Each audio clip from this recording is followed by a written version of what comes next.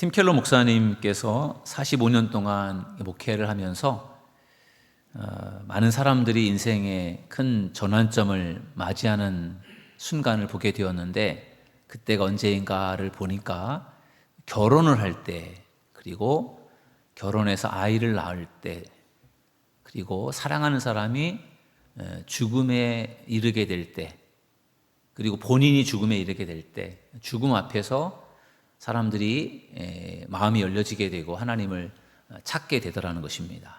그래서 팀 켈러 목사님이 그러한 인생의 중요한 어떤 그 전환점을 의미하는 출생과 결혼과 죽음에 관한 그런 책을 3권을 쓰셨습니다.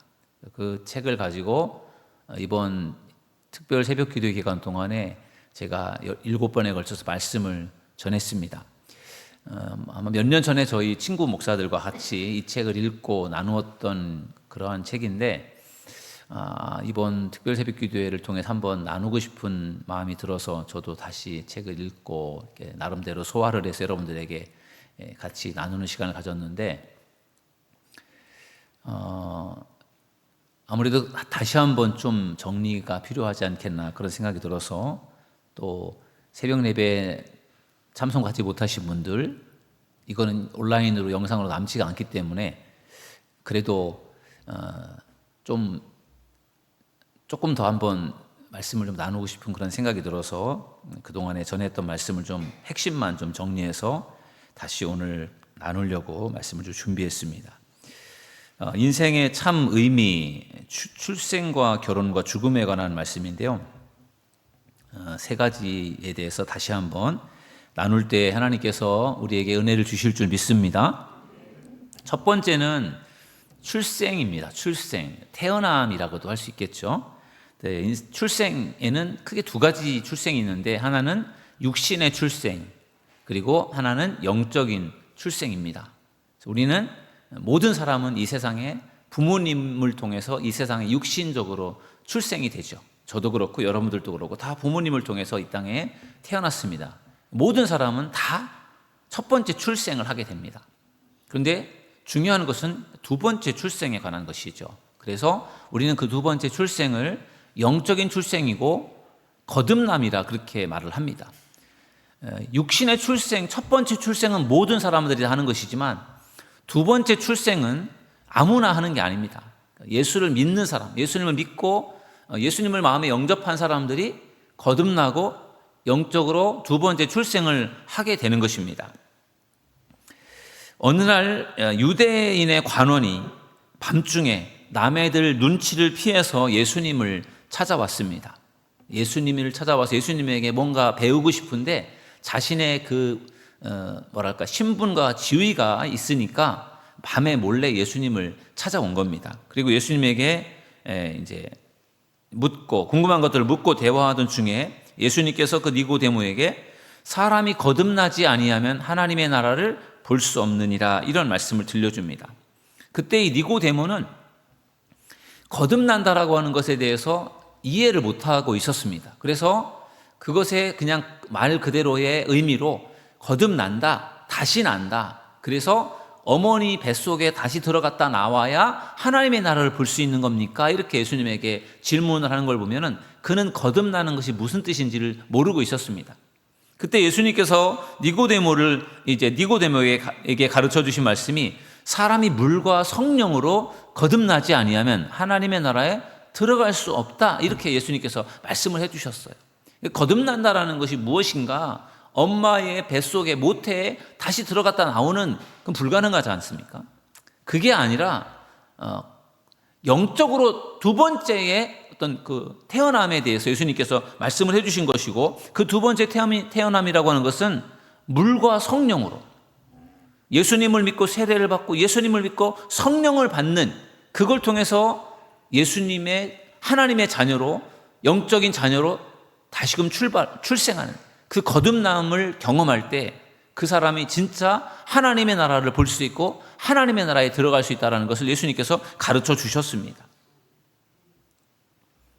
그래서 이게 2번째 태어남인데, 여기 계신 모든 분들은 2번째 태어남을 갖고 계신 분들인 줄로 믿습니다.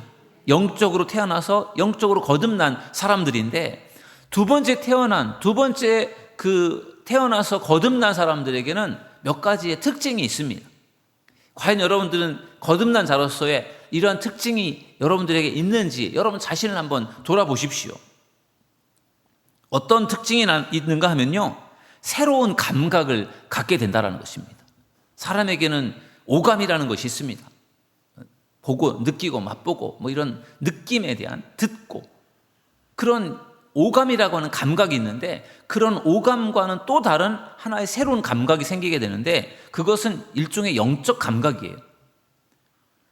뭔가 영적으로 느껴지는 것들이 거듭난 사람들에게 생겨나게 된다는 것입니다.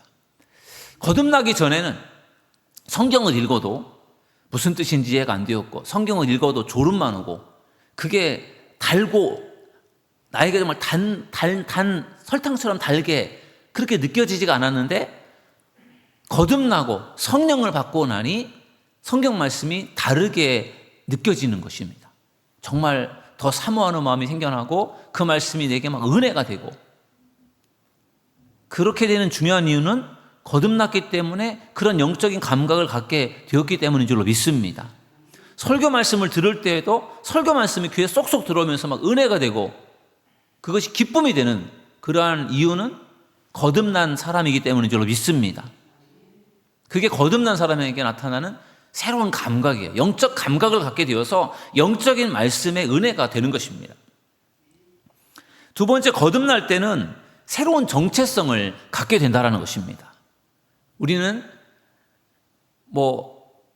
각자의 이름을 가지고 있고 또 고향을 가지고 있고 또 부모님이 있고 이렇게 나름대로 공부를 하면서 직업을 가지고 이렇게 살아왔는데, 예수님을 믿기 전에, 거듭나기 전에는 몰랐는데 예수님을 믿고 거듭난 자로서 내가 하나님의 아들이고 딸이구나 라고 하는 새로운 정체성을 갖게 된다는 것입니다. 요한복음 1장 12절 말씀에 보면 영접하는 자 곧 그 이름을 믿는 자들에게는 하나님의 자녀가 되는 권세를 주셨으니.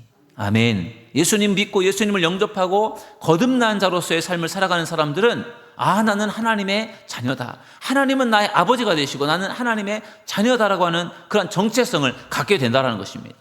이 정체성을 갖게 될 때에 어떠한 마음이 우리 안에 생기는가 하면요, 자신감이 생기는 거예요. 자신감이. 그리고 자부심이 생기는 겁니다. 하나님은 나의 아버지야. 이 세상 만물을 창조하신 하나님이 나의 아버지다 라고 하는 것을 우리가 알게 되었을 때 얼마나 자부심이 생기는 겁니까? 여러분, 하나님이 여러분의 아버지시고 여러분이 하나님의 자녀임을 확신하시기를 주님의 이름으로 축원합니다. 그게 믿어지고 그게 자부심으로 느껴지는 것이 바로 거듭난 사람에게 나타나는 그러한 중요한 변화인 것입니다. 세 번째로, 거듭날 때 새로운 사람으로 변화가 된다는 것입니다. 여러분, 사람은 참 변화되기가 어렵습니다. 참 안 바뀝니다. 아무리 바뀌려고 노력해도 그게 잘 안 됩니다.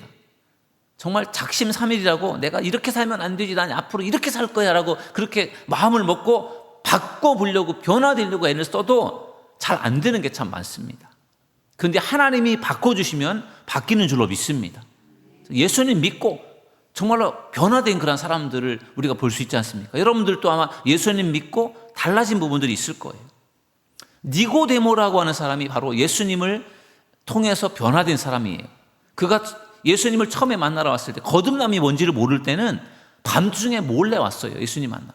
사람들이 보면은 뭔가 창피하기도 하고 자신의 어떤 그런 좀 자기의 직업을 이어가는 데 있어서의 뭔가 우연부담을 가질 수 있기 때문에, 그가 유대인의 어떤 관원이었고 또 부자였고 성공한 사람이었는데 내가 예수님을 믿는다라고 하는 것이 사람들에게 알려지게 되면은 그것 때문에 자기가 불이익을 당할까 봐, 그래서 예수님을 밤에 몰래 와서 예수님을 만났던 사람이거든요. 그런데 이 사람이 거듭난 자가 된 다음에 어떻게 달라지게 되느냐 하면은요, 예수님께서 십자가에 달려 돌아가시는데 요한복음 19장 말씀을 보면은 그때 이 니고데모가 예수님의 시신을 이제 요청을 해서 시신을 수습해서 모시고 가서 장사를 지내는 일을 합니다. 그때 니고데모와 아리마대 사람 요셉이라는 사람이 그 일을 같이 하는데, 이 아리마대 사람 요셉도 그렇고 니고데모도 그렇고 두 사람 다 부자이고 높은 지위에 있었던 사람들입니다. 유대 공회의 의원이었습니다. 그렇기 때문에 예수님의 시신을 가져다가 예수님을 장사를 지내는 이것이 아무나 하는 일이 아니고 예수님의 제자들이고 예수님을 사랑하는 사람, 예수님을 믿는 사람들이니까 그 일을 하는 것이지, 누가 그 일을 하겠습니까? 예수님의 제자들조차도 다 도망쳐 버렸는데, 그런데 그 일을 하려고 앞서서 예수님의 시신을 가져다가 장사를 치르는 그런 모습을 보면은 우연부담을 감수하고 그 일을 한 거예요. 자신들이 예수님의 제자고 예수님을 사랑하는 사람이라고 하는 그것을 드러내 보인 거예요. 전에는 밤중에 몰래 와서 예수님을 만났던 니고데모가 예수님을 통해서 변화된 줄로 믿습니다. 거듭날 때 정말 용기가 없었고 그리고 연약했던 사람이 용기를 갖게 되고 담대해지는 것, 그것은 거듭난 사람에게 나타나는 변화인 줄로 믿습니다. 그래서 거듭날 때 새로운 사람으로 변화되는 것입니다. 우리는 부모님을 통해서 우리의 생명을 얻어서 이 땅에 태어나는 육신의 출생을 한 사람들인데, 그것이 다가 아니라 우리는 영적 출생을 위해서 거듭난 자로서, 예수님을 믿고 거듭난 자로서의 그러한 합당한 삶을 살아가는, 변화된 삶을 살아가는 믿음의 사람들 되기를 주님의 이름으로 축원합니다. 이것이 이제 첫 번째 출생에 관한 이야기고요. 두 번째는 결혼에 관한 이야기를 좀 나눠보도록 하겠습니다. 요즘에 많은 사람들이 미국도 그렇고 우리나라도 그렇고 결혼을 선택하지 않는 중요한 이유가 두 가지라고 합니다. 하나는 경제적인 문제 때문에, 결혼을 하기 위해서는 돈도 있어야 되고 결혼을 하면 돈이 많이 들어가기 때문에 그 경제적인 문제 때문에 결혼을 계속 미루다 보니까 결혼을 늦게 하는 그러한 현상들이 나타나고 있고, 또 하나는 개인주의적인 성향 때문에 가정을 이루고 사랑하는 사람과 가정을 이루어 살기보다는 그냥 나 혼자의 그냥 시간을 더 갖고 싶은 그러한 생각들이 자꾸만, 그런 개인주의적인 성향들이 결혼을 자꾸만 늦추게 된다라는 것이고, 심지어는 그냥 혼자 사는 그런 사람들도 더 늘어나고 있는 그러한 것 같습니다. 경제적인 이유 때문에 개인주의적인 성향이 강하다 보니까 요즘에 많은 젊은이들이 결혼을 늦추고 선택하지 않는다고 하는데, 그러나 사회과학자들이 정리한 자료에 따르면 이 두 가지의 생각들은 옳지 않다라고 합니다. 결혼은 오히려 경제적으로나 심리적으로 우리에게 안정을 주고 유익을 주는데, 많은 젊은이들이 결혼에 대해서 잘못된 생각을 가지고 결혼을 선택하지 않고 있다는 것입니다. 창세기의 말씀을 보면은 하나님께서 아담을 만드시고 하와를 만드시는 그러한 그 일들을 통해서 결혼 제도를 만들어 주시는 그런 내용이 나옵니다. 창세기 2장 18절에 보면은 여호와 하나님이 이르시되 사람이 혼자 사는 것이 좋지 아니하니 내가 그를 위하여 돕는 배필을 지으리라. 아멘. 돕는 배필에 관한 말씀이, 저도 이번에 이 책을 다시 한번 읽으면서 참 많이 도전이 되었습니다. 하나님이 아담을 위해서 돕는 배필로 하와를 만들어 주셨는데, 이 돕는 배필이라고 하는 이 말의 의미가 매우 중요합니다. 돕는다라고 할 때 이 에제르라고 하는 이 히브리어인데, 에제르라고 하는 이 히브리어는 어떤 뜻인가 하면요, 병력 보강을 표현하는 그런 뜻이라는 거예요. 병력을 보강할 때, 지원 병력을 보강할 때 그 돕는 그런 어떤 그런 의미가 어떤 병력을 보강한다라고 하는 그런 뜻이 있다라는 것이죠. 그리고 이 어떤 돕는다라고 하는 것이 조소로서의 돕는 게 아니라 내게 없는 부분을 보완해 줄 수 있는 힘을 갖추고 있는 존재, 그게 돕는 배필의 돕는의 의미라는 거예요. 그러니까 나에게 없는 것을 갖고 있고 나에게 없는 것을 보충해 줄 수 있는 그 역할, 그게 돕는 배필의 역할이라는 것이고, 그런 역할로서 하나님께서 아담을 위해서 하와를 만들어 주셨다는 것입니다. 또한 배필이라고 하는 그 말의 의미도 매우 중요합니다. 이 배필이라고 하는 말에 대해서 히브리어의 원문을 잘 살려서 잘 다시 한번 번역을 하면은 어떻게 번역이 되는가 하면은 내가 그를 위하여 돕는 배필을 지으리라, 이 말이 히브리어를 더 살려서 번역을 하면요, 내가 그와 같으면서도 정반대인 돕는 자를 지으리라, 이렇게 된다라는 거예요. 돕는 배필의 그 배필의 의미가 나와 같으면서도 정반대인 그러한 돕는 자라는 거예요. 언뜻 보면 모순처럼 보이지만 배우자를 이해하는 데 있어서 매우 중요한 그런 의미가 있는 것 같습니다. 돕는 배필이라고 하는 것이 뭐냐? 나와 똑같은 사람, 그게 돕는 배필이 아니라 돕는 배필로서 좋은 배필은 나와 닮아 있으면서도 나와 정반대인 사람이라는 거예요. 그것을 이 팀 켈러 목사님은 일치성과 보완성이라고 그렇게 표현을 했습니다. 나랑 잘 맞는 점, 우리는 보통 잘 맞는 사람이 좋은, 궁합이 맞고 잘 맞아야 좋은 배필이고 좋은 부부라고 생각을 하잖아요. 근데 성경은 그렇게 말하지 않아요. 잘 맞는 것과 함께 안 맞는 것이 있는 사람이 좋은 배필이라는 거예요. 왜냐하면 그래야 서로 보완이 된다는 거죠. 우리가 좀 약간 비아냥거리듯이 말할 때, 그래, 끼리끼리 노는구나, 에이 똑같네, 그렇게 말할 때가 있잖아요. 에이 부부가 돼갖고 똑같네. 그러니까 이제 잘하는 모습을 보면서 그렇게 말하는 게 아니라 둘 다 조금 실망스러울 때, 에이 부부가 돼서 똑같다, 이렇게 말할 때 있어요. 그게 이제 어떻게 보면 일치성을 갖고 있긴 한데 서로 보완이 안 되고 있는 거예요. 어떻게 보면은 그 일치성 때문에 편안하고 좋을 수 있지만 이 서로 다른 점 때문에 사실은 굉장히 힘들지 않습니까? 여러분들도 여기 계신 분들 수십 년씩 결혼하셔서 살아보셨기 때문에 잘 아실 겁니다. 정말 사랑하는 사람인데도 불구하고 서로가 잘 맞추어 사는 게 쉽지가 않잖아요. 그죠? 그냥 저절로 맞춰지는 것도 아니라 부단하게 노력을 해도 맞추기가 어려워요. 그죠? 아닌가요? 다 그렇죠. 다 아실 거 아니에요. 좋은 배우자는 나와 닮은 점이 있으면서도 정반대인 사람이어야 된다는 것이 참 이해가 안 되면서도 그게 맞다라는 거예요. 여성에게는 남성에게는 없는 여성만의 강점이 있고요. 또 남성에게는 여성이 없는 남성만의 강점이 있어요. 여러분들 배우자에게도 그럴 겁니다. 나에게 있는 강점이 있고 배우자에게 있는 강점이 있어요. 똑같지가 않다는 것이죠. 그래서 그게 잘 합해질 때 패하지 않는다는 것입니다. 그리고 이것을 위해서 남편과 아내는 일치를 위해서는 애를 쓰지 않아도 일치가 되어 있는 부분은 애를 쓰지 않아도 일치가 잘 되는데, 문제는 일치가 안 되는 부분, 서로 다른 부분, 그것을 보완하기 위해서 평생 동안 끊임없이 애를 쓰고 노력을 해야 된다는 것입니다. 살다 보면은요, 어느 순간에 내가 싫어하는 아내의 모습이 나에게서 보여질 수 있어요. 나는 정리하는 게 막 싫은데 아내는 정리하는 걸 매우 좋아해요. 정돈되어 있는 걸 매우 좋아해요. 그래서 아내는 정리가 안 되어 있으면 자꾸만 남편에게 잔소리를 하는 거예요. 당신 왜 이렇게 늘어놓고 정리도 안 하냐고. 그러면 이제 그게 자꾸만 듣다 보면 나도 모르게 정리를 하게 된다는 것이고, 그 아내의 모습이 어느 순간에 오래 살다 보면 나에게도 그게 있다는 거죠. 남편은 책을 읽는 것을 매우 좋아하는데 아내는 책을 보는 걸 별로 좋아하지 않아요. 근데 같이 살다 보니까 세월이 흐르다 보니까 아내도 자기도 모르게 남편처럼 책을 읽게 되는 그러한 자신의 모습을 발견하게 된다는 거죠. 그게 서로 다른데 살다 보니까 서로가 이렇게 보완이 되어졌다는 것입니다. 그래서 불편해도, 서로 맞지 않아서 불편하고 힘들어도 끝까지 견디면서 살아갈 때 더 나은 사람으로 하나님께서 여러분들을 만들어 주실 줄로 믿습니다. 왜 하나님은 이렇게 나랑 안 맞는 사람, 나랑 이렇게 다른 사람을 만나게 하셨을까? 그렇게 때로는 그게 참 속상하고 불만일 수도 있지 않습니까? 여러분들이 또 왜 하필이면 나랑 이렇게 다른 사람을 하나님 만나게 하셨을까?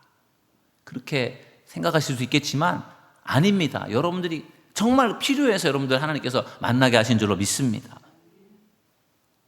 그래서 하나님께서 허락하신 돕는 배필과의 만남 속에서 서로가 일치와 서로가 보완되면서 더 아름다운 그런 가정을 세워가기를 하나님이 원하시는 줄로 믿습니다. 출생에는 육신의 출생과 영적인 출생, 거듭남이 있는 것처럼 결혼에도 두 가지의 결혼이 있습니다. 사랑하는 사람과 사랑하는 이성과의 결혼이 있고요. 또 한 가지는 영적인 결혼이 있습니다. 성경은 그것을 예수님의 신부라고 표현을 합니다. 요한계시록에 가면. 그래서 우리는 사랑하는 사람과의 결혼이 전부가 아니라 우리는 예수님의 신부로서 단장을 해야 될 줄로 믿습니다. 예수님께서 열처녀의 비유를 말씀하실 때 신랑과 신부에 관한 이야기를 해주셨어요.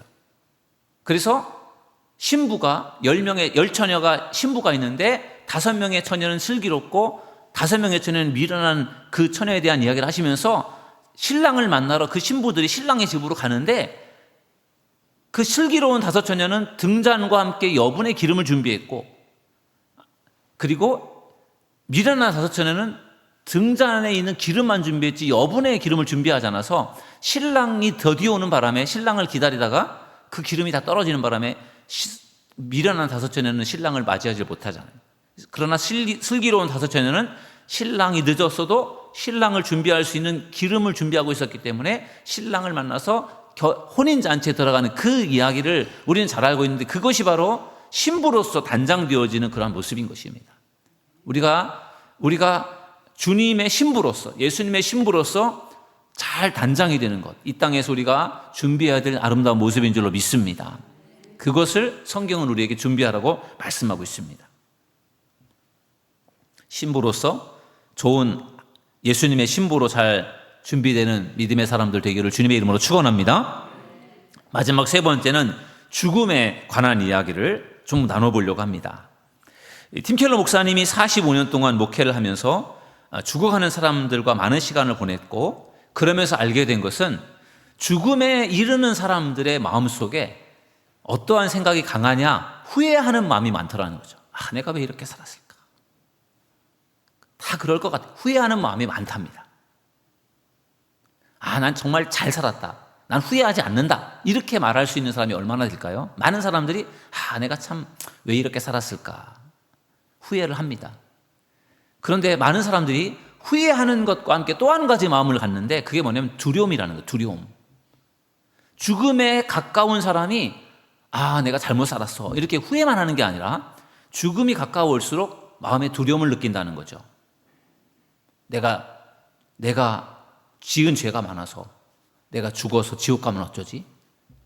그런 두려움을 느낀다는 거죠. 또 한편으로는 천국이 없고 지옥이 없어, 이렇게 부정했던 사람이 혹시 있으면 어떡하지? 혹시 있으면 나 지옥 갈 텐데 큰일 났다, 이렇게 사람들이 죽음 앞에서 그런 마음을 갖는다라는 거죠. 사랑하는 사람의 죽음을 통해서 사람들은 큰 충격을 받습니다. 그래서 우리가 이 죽음이라고 하는 것을 우리가 경험할 때, 우리 사랑하는 사람들이 죽었을 때, 죽음이 우리 앞에 사랑하는 사람들의 죽음을 경험할 때 우리는 어떻게 그것을 극복하고 대처를 해야 되는가에 대해서 성경은 우리에게 뭐라고 가르쳐 주는가 하면요, 오늘 우리가 읽은 본문에 나와 있는 말씀인데, 데살로니가전서 4장 13절에 보면요, 사랑하는 사람의 죽음과 관련해서 매우 중요한 가르침을 줍니다.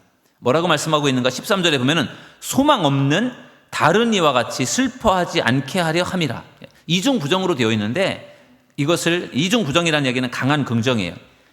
그래서 이것을 다시 바꾸어 말하면은 소망을 품고 슬퍼하라는 뜻이 된다는 거죠. 소망을 품고 슬퍼하라. 슬퍼하되 소망을 품어라, 이거예요. 사랑하는 사람이 세상을 떠났을 때 사별이라고 하는 것이, 사랑하는 사람과의 사별이 가장 큰 스트레스를 주고 인간이 가장 큰 슬픔을 느끼는 순간이 사랑하는 사람과의 사별이라는 거죠. 그러니까 그 사랑하는 사람과의 사별이 얼마나 큰 충격을 주고 슬픔을 주는지 모릅니다. 그럴 때 사람들은 믿는 사람들에게 참으라고 말을 많이 해요. 참아라. 좋은 곳에 갔으니 참아라. 근데 성경은 그렇게 말하지 않습니다. 그냥 슬프게 울라는 거예요.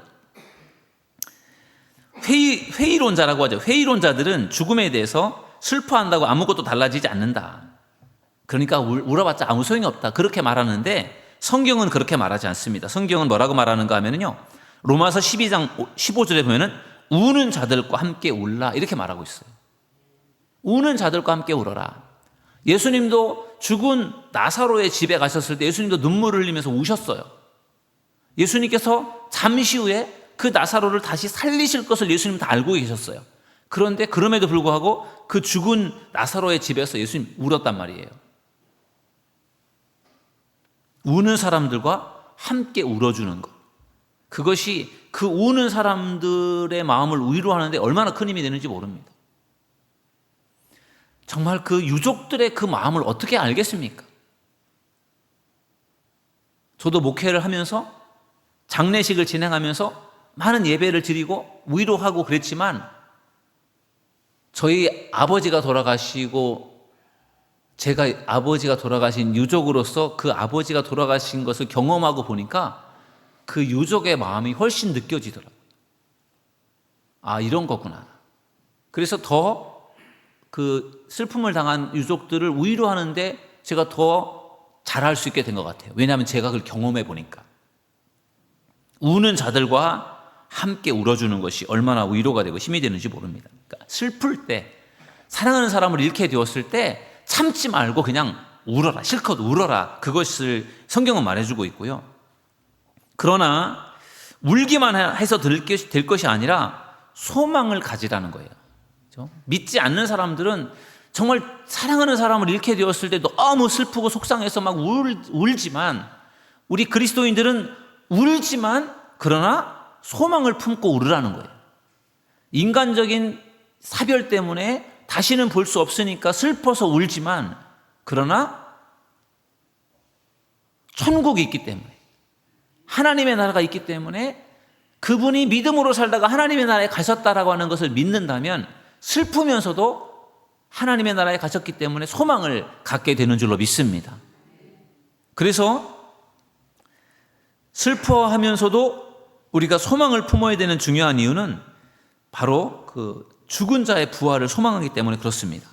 오늘 우리가 읽은 본문의 말씀 데살로니가전서 4장 16절에서 17절의 말씀을 보면은 주께서 호령과 천사장의 소리와 하나님의 나팔 소리로 친히 하늘로부터 강림하시리니 그리스도 안에서 죽은 자들이 먼저 일어나고 그 후에 우리 살아남은 자들도 그들과 함께 구름 속으로 끌어올려 공중에서 주를 영접하게 하시리니 그리하여 우리가 항상 주와 함께 있으리라. 아멘.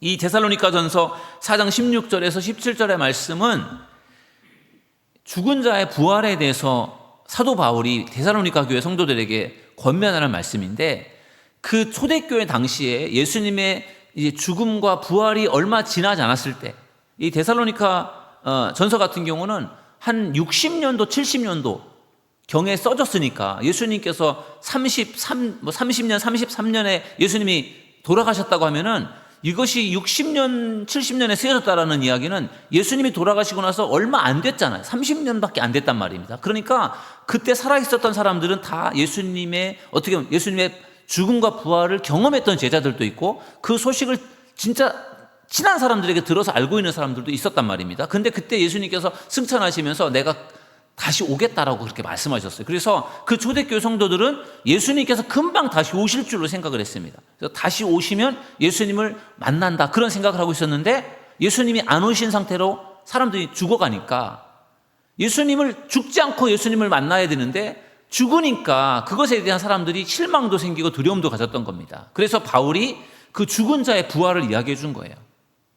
살아서 예수님을 만나는 사람도 있겠지만 예수님이 오시기 전에 죽는 사람도 걱정하지 말아라. 예수님이 오실 때 다시 부활한다. 그것을 바울이 데살로니가 교회 성도들에게 알려주면서 그 부활에 대한 소망을 가르쳐 준 것입니다. 죽은 자가 죽은 것으로 끝나는 것이 아니라 주님이 재림하실 때 천사장의 나팔 소리가 울려 퍼지고 그럴 때 주님이 오실 때 죽은 자가 먼저 일어난다, 부활한다라고 하는 것을 분명하게 바울은 말씀해 주면서 데살로니가 교회 성도들에게 부활에 대한 소망을 심어준 것입니다. 그래서 그때 주님이 오실 때, 그때 공중으로 들림받아서, 죽지 않은 사람들은 공중으로 들림받아서 주님을 만나고, 그리고 죽은 자는 부활해서 주님을 만나게 되는데, 그 주님만을 만나는 것이 아니라 하나님의 나라에 먼저 간 사람들, 하나님의 나라에 먼저 간 사람들을 거기에서 다 만나게 된다는 것이죠. 그러니까 그냥 막연하게 하나님의 나라에 대한 생각만 갖고 있는 것이 아니라 이 데살로니가 전서 4장의 말씀을 읽어보면은 마지막 때 주님이 오실 때 어떤 일이 벌어지는지를 말씀해 주고 있고, 그때 죽은 자가 다 살아나고 살아있는 사람은 공중으로 들림받아서 하나님의 나라 새 하늘과 새 땅에 들어가게 되는데, 거기에서 하나님을 만나고 거기서 천국에 간 사람들 다 거기서 만나게 되는 그 천국에 대한 이야기를 우리에게 들려주는 것입니다. 그렇기 때문에 그 소망을 갖고 살라는 거예요.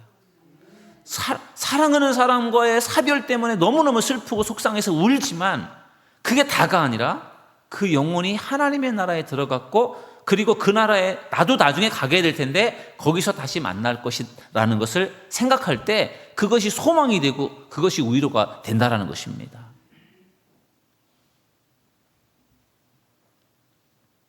그러므로 항상 우리는 이 땅에서 살아갈 때 눈에 보여지는 이 세상이 다가 아니라 눈에 보이지 않는 하나님의 나라 천국이 존재한다는 것을 항상 믿고 확신하는 믿음의 사람들이 되기를 주님의 이름으로 축원합니다. 오늘 다시 한번 우리 특별 새벽기도의 시간 동안에 나누었던 7번의 말씀을 그냥 제가 압축해서 말씀을 함께 다시 한번 나누었어요. 참 중요한 말씀이라고 생각이 들어서 나누었는데요. 3가지를 나눴습니다. 태어남, 출생에 대한. 출생은 2번이 있어요. 육신의 출생이 있고 영적인 출생, 거듭남이 있습니다. 그래서 육신의 출생에서 끝나는 것이 아니라 우리는 영적으로 거듭나는 사람이 되어져야 할 줄로 믿습니다. 2번째는 결혼인데 사랑하는 사람을 만나서 결혼을 해서 가정을 만드는데 그것은 육신의 결혼이지 영적인 결혼이 있는데 그것은 바로 신랑 되신 예수님을 우리가 맞이할 준비하는 신부로 단장되는 것. 우리가 이 땅에 살아가면서 신부로서 단장되는 그러한 준비가 될 수 있기를 주님의 이름으로 축원합니다. 마지막 3번째 죽음이라고 하는 것은 우리가 피할 수 없는 것이지만 예수님을 믿을 때 우리가 예수님처럼 다시 부활하게 될 것을 믿고 우리가 죽어도 하나님의 나라에 들어가서 영원히 산다라는 그 믿음과 소망을 가지고 우리가 살아간다면 어떠한 죽음도 우리 사랑하는 사람의 죽음도 나의 죽음조차도 두렵지 않고 우리가 담대한 마음으로 믿음으로 하나님 앞에 서게 될 줄로 믿습니다. 사도 바울이 이 세상에서 살아있는 것도 하나님의 뜻이고 죽는 것도 하나님의 뜻이고 살아도 유익하고 죽어도 유익하다 그런 고백을 했어요. 하나님의 나라가 좋으니까 빨리 거기 가고 싶다 그렇게 생각하는 분들도 계실 텐데 이 땅에서의 사명도 중요합니다. 하나님이 생명 주시고 살아있도록 하는 것은 이 땅에 사명이 있기 때문에 그래요. 이 땅에 살아있는 동안에 열심히 사명을 감당하시고 그리고 하나님이 부르실 때 하나님의 나라에 가서 영원한 나라에서 하나님과 영생 복락을 누리는 믿음의 성도들 다 되기를 주님의 이름으로 축원합니다.